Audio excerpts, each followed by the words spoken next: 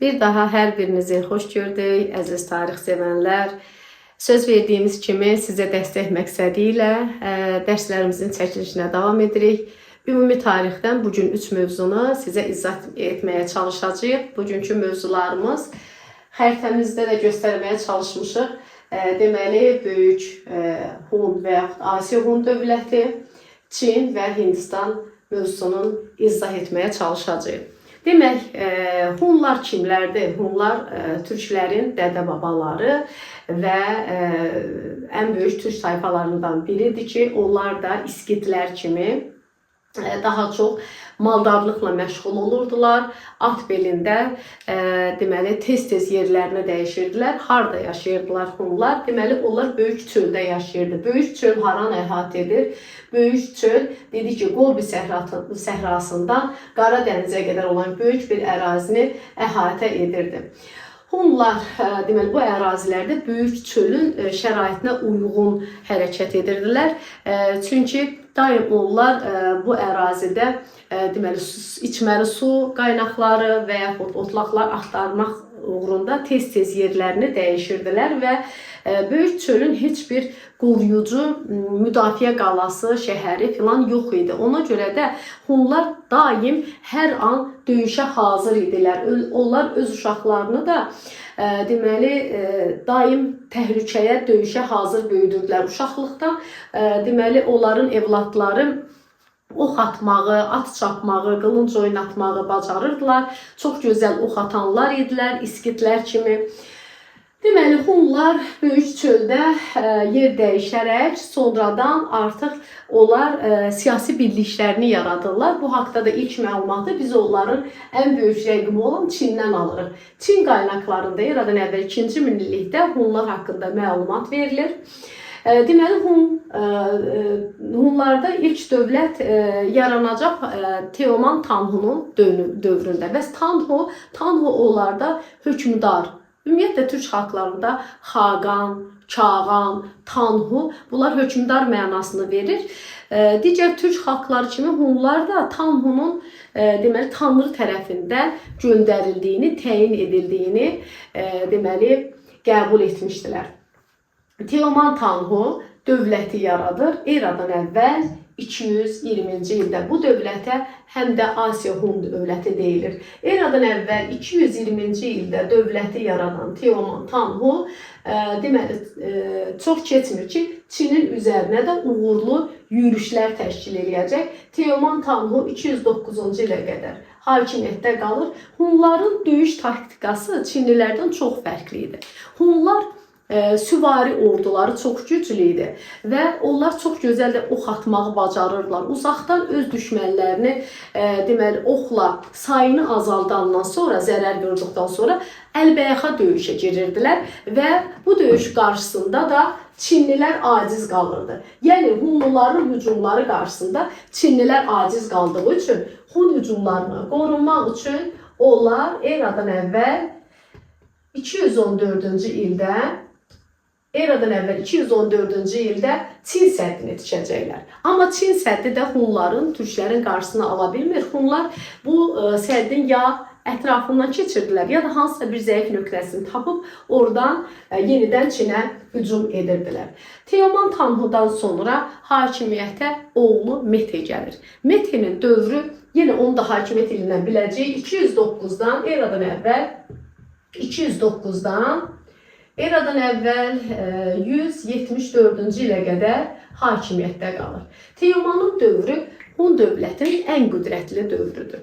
Teoman birinci nə etdi? Tayfalar arasında çəkişmələri, hakimiyyətini möhkəmləndirib, burada yaşayan 26-dan çox tayfanı Mərkəzi Asiyada öz ətrafında birləşdirən Teoman, ondan sonra deməli ordusunun nizam-intizam qaydalarını gücləndirib, ordusunun süvarilərini 4 hissəyə bölür. Burada yüzlüklər, onluqlar, yüzlüklər, minliklər və 10 minliklərə bölür. Ordusunu gücləndirdikdən sonra Çinin üzərinə daha da güclü yürüşlər etməyə başlayır. Teomanın dövründə Hunların deməli Çinlilərlə həm müqaviləsi olur, həm də deməli eyni adda döyüşləri olur. Bu tarixdə eradan əvvəl 200-cü ildə baş verən Pinçen müqaviləsi və Pinçen döyüşüdür. Pinçen döyüşündə Mehdi Turan taktikasından istifadə eləyəcək və Çin ordusunu, Çin imperatorunu ağır vəziyyətə salacaq və Çin imperatoru ağır şərtli müqavilə imzalamağa, müqavilə istəməyə məcbur ediləcək.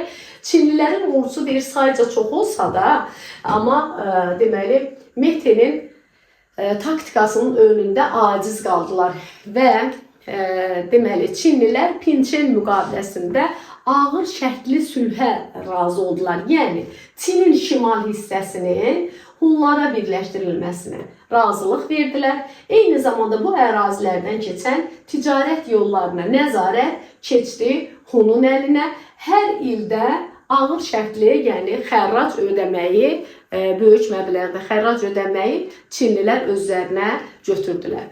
Ancaq dedi ki, Xan sülaləsi bu dövrdə Çində hakimiyyətə gəlmişdi. Xan sülaləsi gördü ki, döyüş meydanında Hunlara qalib gələ bilmir. Ona görə də Hunları içərdən, daxildən zəiflətməyə çalışırlar və o vaxtı Çinlilərlə Hunların qohumluq əlaqələri var idi. Çin qızlarına evlənən Hun şahzadələri deməli daxilində çəkişmələr baş verdi və Hunların deməli bir hissəsi anası Çinli olan Hun şahzadəsi Çinə birləşməyi qərar verir. Əlbəttə ki, buna qarşı çıxan Çiçi, yəni anası türk olan Hun şahzadəsi buna icazə vermir. Ona görə də eradan əvvəl 58-ci ildə bizim dediyimiz bu böyük Hun dövləti eradan əvvəl 58-ci ildə süquta uğrayacaq. Biz bunu süqut götürürük, çünki eradan əvvəl 58-ci ildə Hun dövləti iki yerə parçalanacaq. Şərqi və Qərbi Hun dövləti. Qərbi Hun dövləti rəhbəri olacaq. Qərbi Hunun rəhbəri olur Çiçi, Şərqi Hununsa rəhbəri anası Çinli olan şahzadə olur. Anası Çinli olan şahzadə Çinin himayəsinə daxil olacaq. Bir müddətdə burada öz varlıqlarını demək eramızın 3-cü əsrinə də qədər qoruyub saxlayırlar. Anası türk olan Hun şahzadəsi isə Çiçi deməli öz varlığını eradan əvvəl 36-cı ilə qədər qoruyub saxlayacaq. Çünki eradan əvvəl 36-cı ildə o Mərkəzi Asiyada Isıq göl və Tanrı dağı ətəklərinə hücum edir, uğurlu yürüşlər edir. Xan sülaləsi də bundan narahat olur. Çünki Xan sülaləsi bu ərazilərdə olan İpək yoluna nəzarəti öz əlinə almağa çalışırdı. Və onlar arasında baş verən toqquşmada nə qədər deməli həvəslə, cəsarətlə vuruşsa da Qərbi Hun dövləti. Ancaq nəticədə Çinlilərə, Xan sülaləsinə məğlub olur. Çünki Hun dövlətindəki parçalanma artıq Hunları zəiflətmişdi. Ona görə də artıq onlar döyüş meydanında Çinlilərə məğlub olurlar. Amma azadlıq sevən həmin bu Hun tayfaları Çinlilərin əsarətində qalmaqdansa bu əraziləri tərk etməyə üstünlük verirlər. Qərbi Hun deməli şahzadəsi Çiçi və onun başçılıq etdiyi türk tayfaları gələcəklər Xəzər dənizinin şimalında olan deməli Volqa çayı və Ural dağı ətrafında məskən salacaqlar. Bir müddət burada yaşayan Hunlar isə onların deməli 200 ildə hardasa burada yaşayan Hunların varisləri isə daha sonra Avropaya yol qət edərək burada gələcəkdə Avropa Hun dövlətini yaradacaqlar ki, onun da ərgönkəmli nümayəndəsi Attila olacaq. Tanrının qırmancı Attila. Onun isə növbəti dərslərimizdə sizlə keçəcəyik. Deməli, Avropa Hununa gedən Hunlar və onların nəsli Avropa Hun dövlətini yaradacaqlar. Çinin tərkibində qalan o anası Çinli olan Hun dövləti isə, Hunlar isə bir müddət müstəqilliklərini dediyi eramızın 3-cü əsrinə qədər saxlasalar da, sonra Çinin deməli asıllığını, müstəqilliklərini itirirlər, Çinin tabeliyində yaşayırlar. Lakin sonradan onlar da eramızın 552-ci ildə Göytürk dövlətini yaradacaqlar. Və bundan sonra həm də Ağ Hun dövləti yaranacaq. Demək, Böyük Hun dövləti və yaxud Asiya Hun dövləti gələcəkdə bir sıra yeni türk dövlətlərinin yaranması üçün zəmin yaranacaq. Hunlar dedik ki, yaxşı döyüşçülər idi. Eyni zamanda dedik ki, onlar digər türk xalqları kimi tanrıçılığa inanırdılar və onlar deməli göy tanrıya sitayiş edirdilər. Ondan əlavə də dedik ki, onlar həm günəş və ay tanrılarına da sitayiş edirdilər. Şaman var idi. Şaman deməli göy tanrı ilə insanlar arasında əlaqə yaradan şəxsə deyilirdi. Deməli Hun tayfalarında, xalqlarında. Hunlar dedik ki, mədəniyyətində də Hunların deməli onlar yaxşı silahlar düzəldə bilirdilər, müəyyən qədər zərgərliklə məşğul olurdular, qızıl və zinət əşyaları da hazırlamağa bacarırdılar. Hun dövlətindən bu qədər. Dedik ki, eradan əvvəl 220-dən Hun dövləti yarandı, 58-ci ildə dağıldı, 2 hissəyə parçalandı və həmin o dövlətlər də müəyyən müddətdən sonra Çinin asıllığına düşmək məcburiyyətində qaldı. Hunlardan bu qədər. Hunların digər rəqibi olan Çin dövləti haqqında danışacağıq ki, Çinlilər də Hunların Asiyada, cənub şərqində yaşayan xalq idi, dövlət idi. Çinlilərin ərazisindən də 2 çay axırdı, Huanghe, Yansızı. Ümumiyyətlə bir 3 dövlət izah edəcəyik. Hərəsində 2 çay var. Biz deməli Hun dövlətində Orxon Selenga çayının adını çəkməyi unutmuşuq. Hunda Orxon Selenga çayı arasındakı ərazilərdə yaşayırdılar. Çində Huanghe, Yansızı çayları və Hindistanda Hind və Qang çayları axırdı ki, həmin ərazilər, məsələn Çində Huanghe çayı nə qədər aşsa, daşsa, yuyub aparsa da xalq Huanghe ətrafından əl çəkmirdi, çünki münbit torpaqları var idi və ilk elə sivilizasiyada eradan əvvəl 2-ci minillikdə məhz Huanghe çayının ətrafında yaranmışdı. Bu ərazidə Çinin ilk dövləti yaranır. İlk dövlət deyəndə biz eradan əvvəl 2-ci əsrə gedəcəyik. Deməli, Huanghe çayı ətrafında yaşayan deməli Çinlilər sonradan o çayı ram etməyə bacardılar. Çünki o ərazidə artıq kanallar çəkməyə bacardılar, əkinçiliklə məşğul olurdular. Deməli, amma Çində sonradan onlar dəmir emal etməyi öyrəndilər. Dəmir emal etməyə başladıqdan sonra Çinlilər artıq onlar deməli daha da belə məhsuldarlıq artır və öz mallarını, mülklərini qoruyub saxlamaq üçün dövlət yaratmağa çalışırlar və çoxlu quldar dövlətlər yaranır. Quldar dövlətlərin yaranması isə burada döyüşən, vuruşan padşahlıqlar dövrünə gətirib çıxardacaq. Deməli, eradan əvvəl 6-5-ci əsrlər Çində dəmir emal etməyi öyrəndilər. 5-ci, 4-cü, deməli 4-cü, 3-cü əsrlərdə isə artıq onlarda vuruşan padşahlıqlar dövrü olacaq. Həmin o padşahlar içərisindən bir dənəsi ən güclü olan Sin Shi Huangdi qalib gələcək və Çini vahid dövlətdə birləşdirəcək. Vahid dövlətlə ilk dövləti qətiyyən bir-birinə qatmaq olmaz. Vahid dövlət, yəni bir mərkəzdən idarə olunan dövlət idi. Çində ilk dövlət dedik nə vaxt yarandı? Eradan əvvəl 2-ci minillikdə Şan qəbilələrinin yaratdığı ilk dövlət idi. Amma vahid dövlət isə Çində eradan əvvəl dedik ki, 3-cü əsrin ikinci yarısı, 3-cü əsrin ikinci yarısında, yəni eradan əvvəl 221-ci ildə Sin Shi Huangdi artıq Çini vahid dövlətdə birləşdirir. Çin vahid dövlətdə birləşəndən sonra deməli Sin Shi Huangdi deyir özü çox sərt qanunlar vermişdi. Həmin o qanunları pozanları çox ciddi cəzalandırırdı. Sin Shi Huangdi deməli ölkəsini 36 vilayətə böldü. 36 vilayətin də hər birinə özü məmur təyin etmişdi. Və dedi ki, bu ərazilərdə çox ciddi şəkildə idarə edirdi, vahid dövlət yaratmışdı. Sin Shi Huangdi dedi ki, Çinlilər, əlbəttə ki, ən böyük rəqibi Hunlar idi. Hunlardan qorunmaq üçün məsələ, deməli, Çin səddini titrən də kim idi? Sin Shi Huangdi idi. Sonra amma o dedi ki, Hunların hücumları qarşısına aciz qaldığı üçün Çin səddini yetişdirir. Ondan sonra isə hakimiyyətə gələcək Xan sülaləsi. Çində Xan sülaləsinin dövrünü də mütləq bilməliyik ki, eradan əvvəl 206-cı ildə artıq Sin sülaləsi, Sin Shi Huangdi vəfat edir 206-cı ildə. Ondan sonra Xan sülaləsi hakimiyyətə gəlir və eramızın deməli 3-cü əsrin əvvəllərinə qədər də hakimiyyətdə qalacaqlar. Əslində Han sülaləsinin hakimiyyətinin ilk illərində Çində vəziyyət yaxşı idi. Çünki boş qalan torpaqları kəndlilərə paylamışdılar. Məhsuldarlıq artmışdı, bolluq yaranmışdı və ona görə də Çinlilər hətta işğalçı yürüşlərə də başlayırlar və onlar deməli Koreyanın, Vyetnamın bir hissəsini işğal edirlər, ərazilərini genişləndirirlər.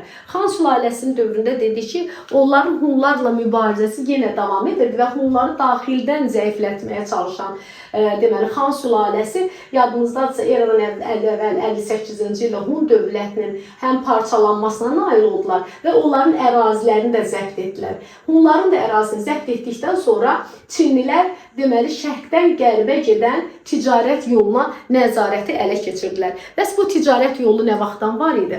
Qərblə şərq arasında ticarət yolu Makedoniyalı İskəndərin şərqə yürüşündən sonra Makedoniya İskəndər yadınızdadırsa deyir ki, qərblə şərq arasında deməli əlaqələri gücləndirəcəm, vahid mədəniyyət yaradacağam, amma ömrü qısa olduğuna görə bunun çoxunu yerinə yetirə bilmir, amma qərblə şərq arasında ticarət əlaqələri məhz Makedoniya İskəndərin dövründən yaranmışdı. Han sülaləsi isə dedi ki, bu ticarət yollarına işğalçı müharibələri genişləndirdikdən sonra qoşulur. Və buradan daha çox deyir ki, Çinlilər ipək daşıdığına görə ipək yolu adlanacaq. İpək yolunun adlandırılmasını biz götürəcəyik Han sülaləsinin dövrünə. Biz bayaqki Pinçe müqaviləsində ipək yolu deyə bilmərik ki, Hunlular Çinlilərin əlindən ipək yoluna nəzarəti aldılar, özləri nəzarət etməyə başladılar. Həmin dövrdə ticarət yollarına nəzarət ələ keçirilmişdir. İpək yolunun yaranması isə artıq deməli Han sülaləsinin dövrünə təsadüf edir. Dedik ki, bu ərazidən çox şeylər daşınırdı. Ancaq ipək daha qiymətli olduğuna görə ipək yolu adlanmağa başladı. Bundan əlavə Çində ağgildən gözəl gil qablar hazırlamağı bacarırdılar. Sonra onlar deməli ilk əvvəllər Çinlilərin deməli yazıları var idi. Eradan əvvəl 2-ci minillikdə Çinlilər hieroglif yazını artıq kəşf elədilər, yaratdılar. Biz bilirik ki, Misirdə, Mannada deməli mixi yazı, hieroglif yazı var idi. Növbəti hieroglif yazı da Çində dedik ki, eradan əvvəl 2-ci minillikdə yaranmış həmin hieroglif yazıları ilk əvvəllər bambuq üzərinə yazırdılar. İmperatorun fərmanları ipək parçalar üzərinə yazılırdı. Sonradan isə Han sülaləsinin dövründə onlar həm də kağızı istehsal etdilər. Ümumiyyətlə Çində xalqın formalaşması da Han sülaləsinin dövrünə təsadüf edir. Ona görə də Han sülaləsinin dövründə yaranan Çin xalqı hal-hazırda da xalqa onlar xan deyir.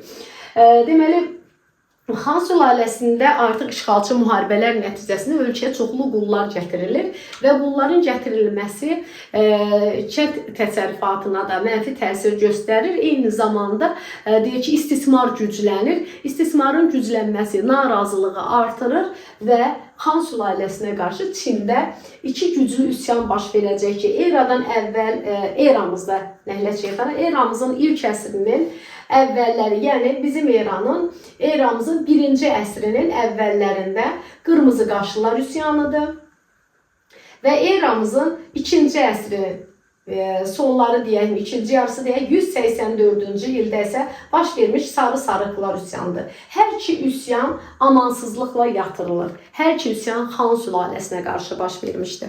Lakin sarı sarıqlar üsyanına yatırılsa da Çıjan qardaşların rəhbərlik etdiyi sarı sarıqlar üsyanı 20 il davam edir və bu üsyan deməli Han sülaləsinin gələcəkdə dağılmasına səbəb olacaq. Han sülaləsi zəifləyir, parçalanır. Eyni zamanda Çində quldarlıq quruluşu da bununla bərabər süqut edir və feodalizm yaranır. Biz bilirik ki, şərqdə feodalizm qərbdən daha tez yaranır. Eramızın artıq 3-cü əsrində Çində feodalizm quruluşu yaranır ki, biz də gələcək dərslərdə bunun davamını öyrənəcəyik. Çində feodalizm quruluşu meydana gəldi.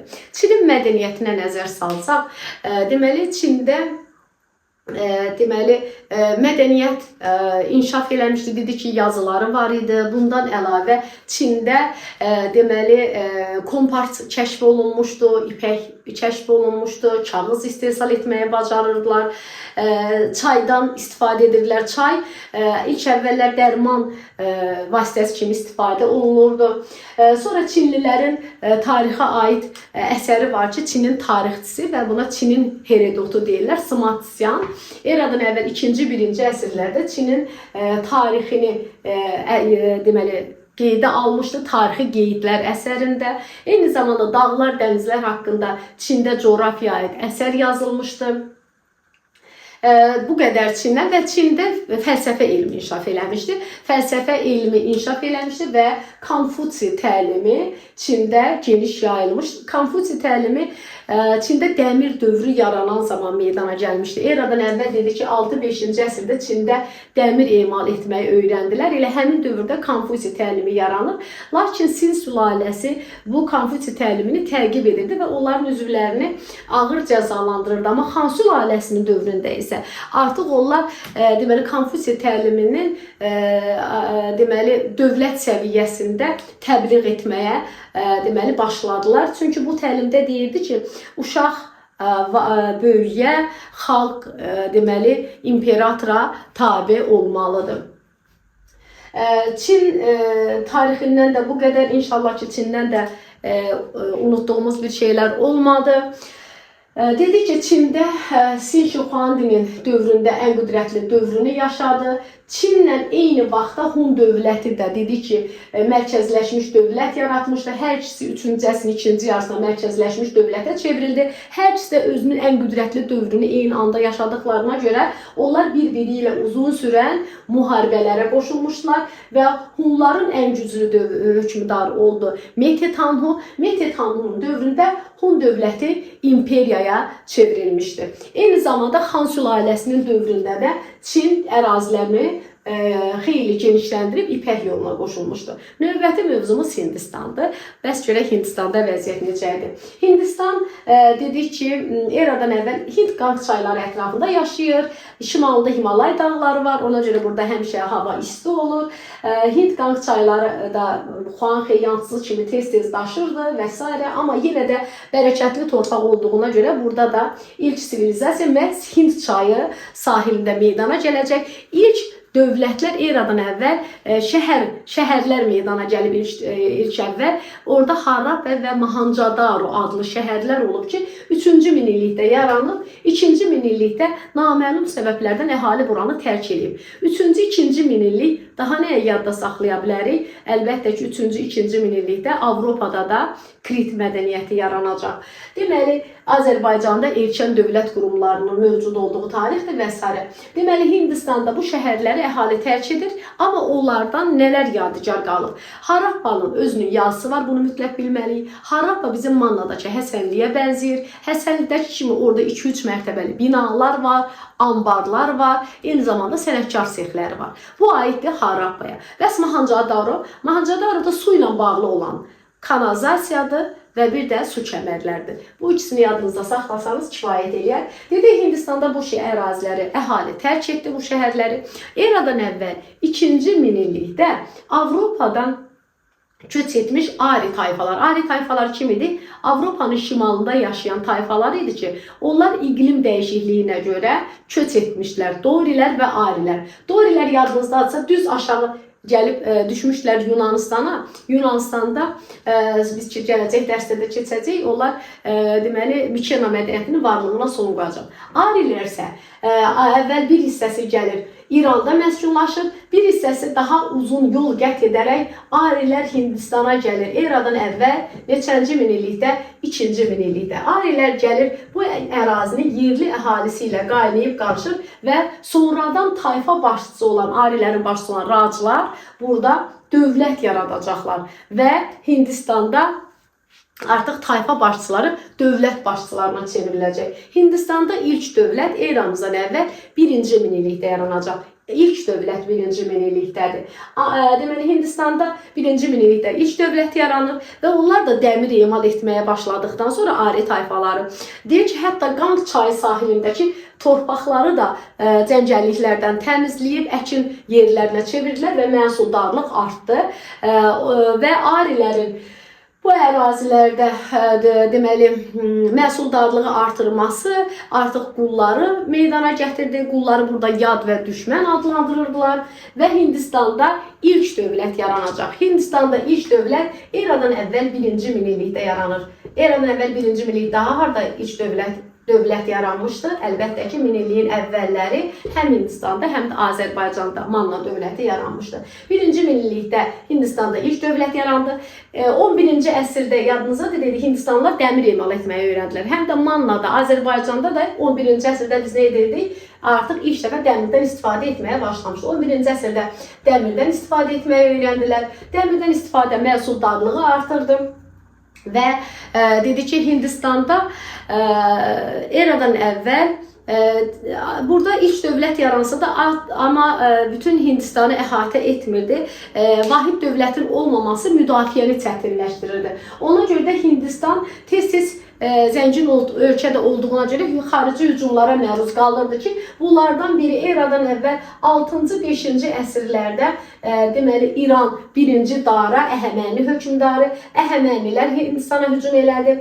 Onun ardınca Makedoniyalı İskəndər eradan əvvəl 4-cü əsr, yəni 327-ci ildə bu əraziləri işğal elədi. Amma İskəndər tezliklə vəfat edir və İskəndər sizə yazılsa ki, bütün Hindistanı işğal edib, əsla düz deyil. Hindistanı tamamilə yox, Hindistanın deməli şimal-qərbini işğal edə bilir. Çünki onun ordusu yorulmuşdu və güclü müqavimət göstərirdi Hindlilər. Ona görə də Hindistana olan görüşünü dayandırır Makedoniyalı İskəndər. İskəndər öləndən sonra isə Hindistan ərazisi Yunan-Makedoniya nəsli tərəfindən idarə olunurdu ki, onlara qarşı da mübarizəni Maurya sülaləsi başlayacaq. Deməli, Maurya sülaləsi deməli İskəndərin nəsillərini buradan qovub çıxarmağa, təmizləməyə nail olacaq. Eradan əvvəl deməli 317-ci ildə Chandragupta bu işdə çox fəal idi. Chandragupta müəyyən qədər əraziləri təmizləyir və bu ərazi Maurya sülaləsinin idarəsinə keçir. Maurya sülaləsində ən görkəmli nümayəndəsi Ashoka idi. Ashoka vahid dövlət yaradacaq. Vahid dövləti nə vaxt yaradacaq? Çində Si Şuxuandi vahid dövlət yaratdığı vaxt, Hunda Teoman Tahnunun yaratdığı vahid dövlətlə eyni dövrdə Ashoka da Hindistanı vahid şəkildə deməli birləşdirəcək. Vahid dövlət Hindistanda yarandı 3-cü əsrin ikinci yarısında. Hun və Çinlə eyni vaxtda vahid dövlət yaratdı. Ashoka nə etdi? Öz qanunlarını 33 kitabəyə yazdırıb və ölkənin müxtəlif ərazilərinə deməli kitabələr qoydurdu, öz qanunlarını əks etdirdi, islahatlar keçirdi, həmin o islahatlarını ölkəyə yaydı. Eyni zamanda Hinduizm dinini deməli təbliğ edirdi, himayə edirdi. Ashoka. Ashokanın dövründə mədəniyyətə də xüsusi üstünlük verilirdi və Ashokanın dövründə sütunlar tikilirdi ki, bu sütunlardan ən məşhuru üzərində 4 şir heykəli olan sütunuydu. Sütunlar başqa hansı ölkədə vardı, bunu da xatırlaya bilərik. Sütunlar əlbəttə ki, obelikslər Misirdə var idi. Sonra Trayanın dövründə Romada sütunlar ucaldılıb. Eyni zamanda Hindistanda da sütunlar Ashokanın dövründə var idi ki, həmin onlardan da ən məşhur dedik 4 şir heykəli olan deməli sütundur ki, hal-hazırda da Hindistanın gerbidir bu 4 şir heykəli.